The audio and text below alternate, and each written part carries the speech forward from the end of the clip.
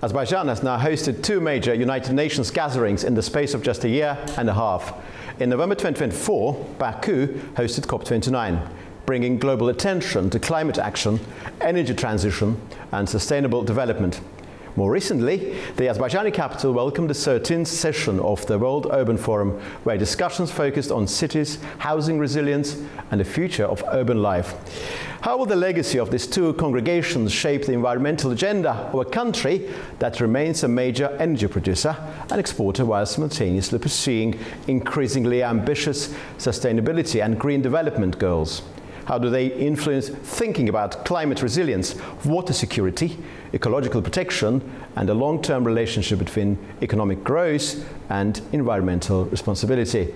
You're watching Context. I'm Orkun Amashov, and joining me today is Agakarim Samanzadeh, First Deputy Minister of Ecology and Natural Resources of Azerbaijan. Mr. First Deputy Minister, thank you very much indeed for joining us in the studio today. Thank you very much. Well, you would have guessed from my introduction, I mentioned two major congregations, COP29 and WUF13. Azerbaijan is a major energy producer, but also increasingly important environmental actor. Now, in early June, how would you evaluate the cumulative legacy of COP29 and WUF13 in the context of shaping Azerbaijan's environmental agenda? Thank you for your question. So, think about these two events. So generally, COP29 and WUF13 were very important events for Azerbaijan. They show that Azerbaijan is not only an energy country, but also a country that wants to be active in the global environmental agenda. COP29 was especially important because it was focused on climate finance.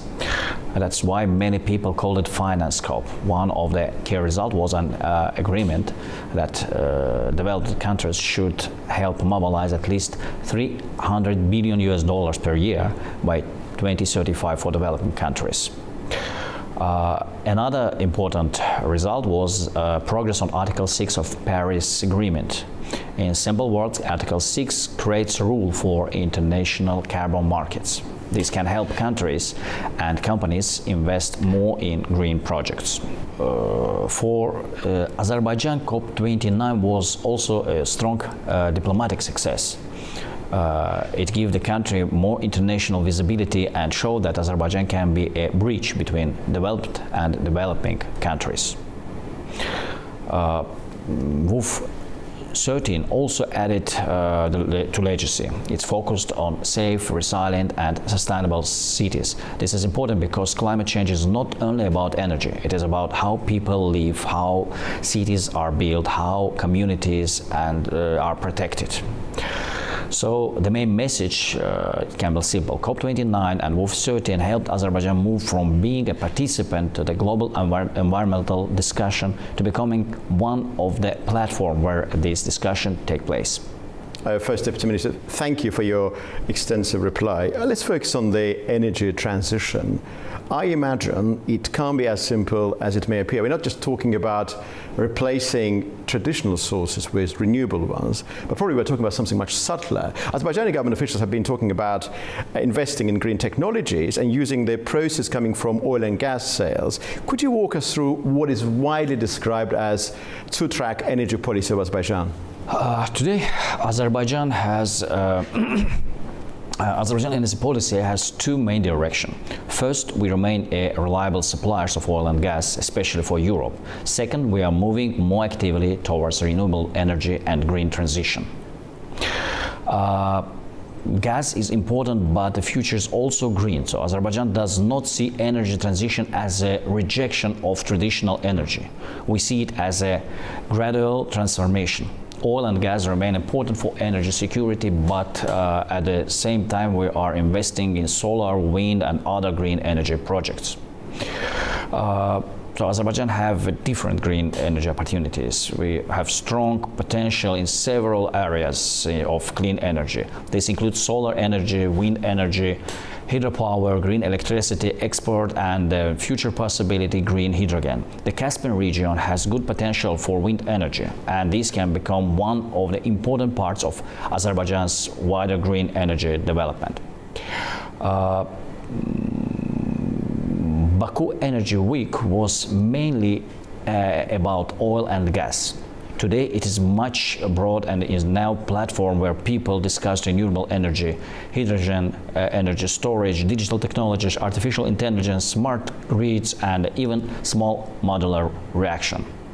Azerbaijan is becoming more important in the global energy discussion. After Europe started to diversify its energy supplies, Azerbaijan's role became even more important. We have seen both as a reliable traditional energy partner and a potential green energy hub. That is why Baku Energy Week now brings together not only oil and gas company, but even the green developers, financial institutions, technology companies, and investors. Deputy Minister, you said that green is the future, and naturally we have to make sure all our endeavours and attempts are aligned with the green future. And we know that two fundamentally important areas of Azerbaijan, the occupied territories, Karabakh Economic Region and East Zangezur region, have been declared and designated as green energy zone. How hopeful are you that this model will succeed in the fullness of time? Environmental rehabilitation of the liberated territories is one of Azerbaijan's main priorities after the conflict. For almost 30 years, these areas faced with serious ecological damage, including deforestation, soil degradation, water pollution, damage of biodiversity, and unmanaged waste. So the mining in the first step before restoration, one of the biggest challenges is landmine contamination. Before we can restore land, plant trees, or build new infrastructure, the areas must be safe.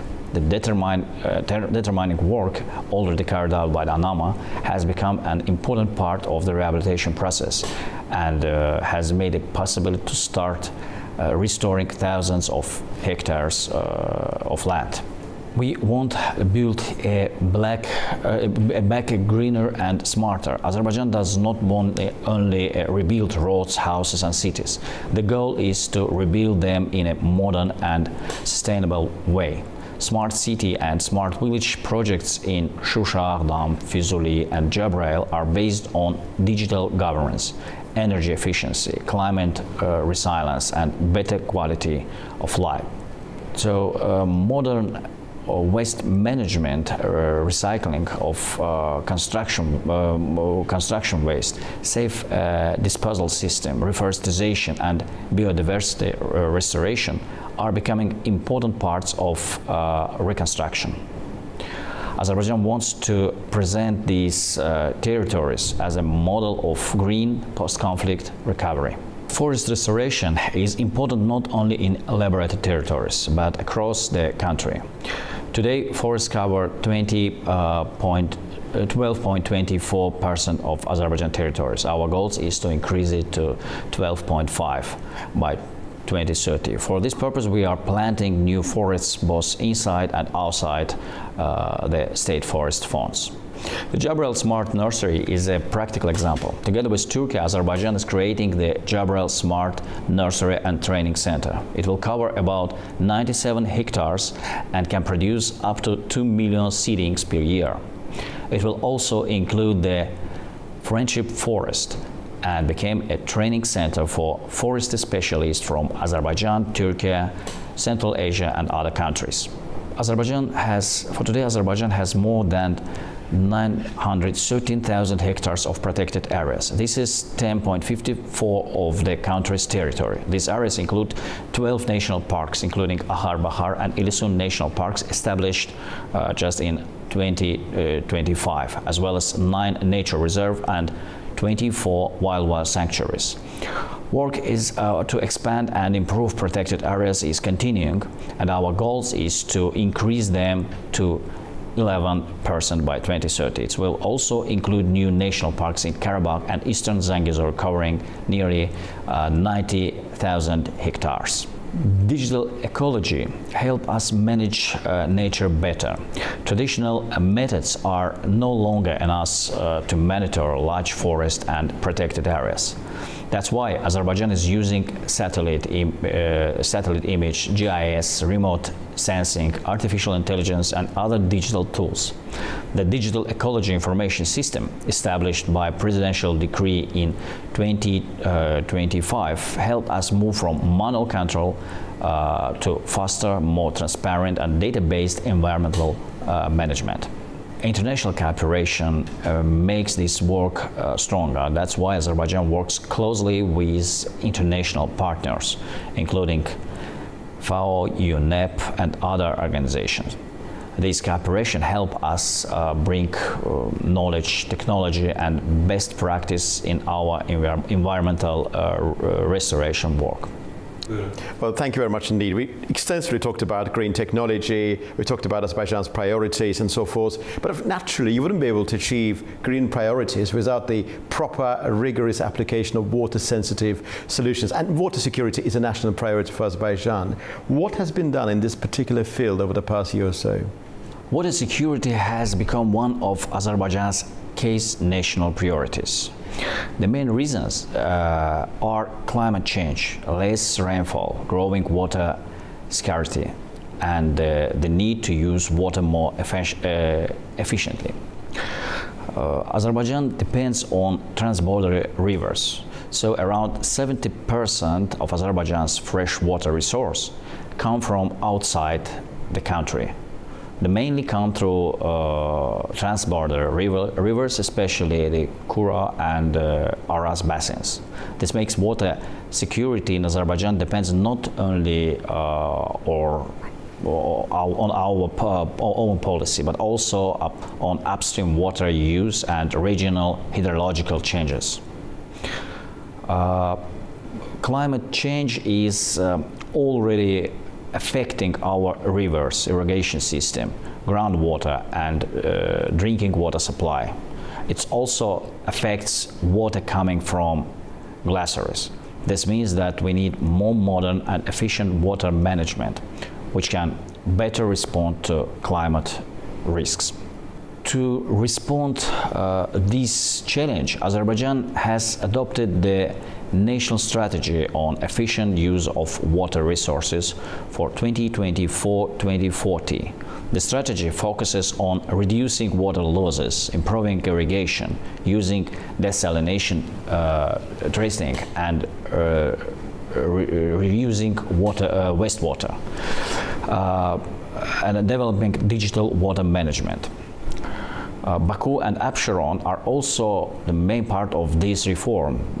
That's why the government has also launched a state program for 2026-2035 to improve water supply and wastewater system in Baku and the Absheron Peninsula. The program includes new reservoirs, pumping stations, modern sewage system, better stormwater management, and urban water planning. Adapted to climate change. The decline of the Caspian Sea is a serious regional issue. One of the most visible signs of climate change in our region is the declining level of the Caspian Sea. This affects coastal ecosystem, biodiversity, fisheries, infrastructures, and economic activities. For Azerbaijan, this is especially important because major cities and industrial areas are located along the coastline. The Caspian issues need general cooperation. You know, the Caspian Sea is not only Azerbaijan's issue. It is a regional challenge for all Caspian countries. That's why Azerbaijan works with other Caspian states under the Tehran Convention and through bilateral working groups with Kazakhstan, Russia, and Turkmenistan. The focus is on science data exchange, monitoring, and adaptation measures. The main approach is science and cooperation. That's why our position is clear. We need science-based decisions, stronger regional cooperation, and a long-term climate resilience measure. This is the only way to protect the Caspian Sea and our water resources for future generations. Thank you for your extensive answer again. We discussed a number of issues. We talked about Azerbaijan's increasingly vital international role, about COP29, WUF13, and the World Environment Day is upon us. What is next in the field of international cooperation for Azerbaijan? Azerbaijan has already achieved massive success. It's an increasingly important actor in the field of energy and also increasingly important actor in the environmental field. What is next for Azerbaijan, in particular in the context of upcoming World Environment Day? It's a very good question. So after COP29 and WUF13, Azerbaijan will host another important global environment event, World Environmental Day 2026, with a partnership with UNEP. World Environment Day 2026 will be held under the message inspired by nature for climate for our future. The main focus will be climate change. Special attention will also be given to the biodiversity, the Caspian Sea, renewable energy, and methane emission reduction. World Environmental Day is a global platform which was established by the United Nations in 1972. It's celebrated every year on 5 June and is the world's largest platform for environmental awareness. Every year, one country hosts the global celebration. And Azerbaijan hosts it in 2025 from the after the Republic of Korea. Together with UNEP, Azerbaijan is working under the International Communication Campaign for WED 2026. UNEP visited Azerbaijan and filming took place in different regions of the country. Short documentary videos will be released globally before the event. Azerbaijan has launched a broad multimedia and social media campaign. 3 planting clean-up actions, educational seminars, cycling events, and community activities are being organized across the country. People and organizations can also join the campaign using the hashtags #NowForClimate and Indi İklim Namine. The official celebration will take place on 5 June 2026 at the Haydar Aliyev Center in Baku. It will bring together government representatives, international organizations, diplomats, and private sector, academia, youth, volunteers, and civil society. 2 high-level side events will be organized with UNEP. One will focus on reducing methane emissions in agriculture, energy, and waste. The second will focus on the decline of the Caspian Sea and the need to science-based regional action. An open-area environmental festival and youth discussion with UNEP Executive Director Inger Andersson are also planned. So my final message was that WED 2026 is not only the one official event, it's a national and international campaign to bring people together around climate action, nature protection, and our common future. Mr. Samazala, thank you very much indeed for your answer. We had a fantastic conversation. We effectively touched upon everything within the rubric of environmental protection, environmental agenda, from COP29 and WUF13 to World Environment Day. I'm so grateful to you, and I'm looking forward to our next conversation. Thank you very much. Thank you for your invitation. It was really very pleasure and privilege ours. Thank you very much indeed.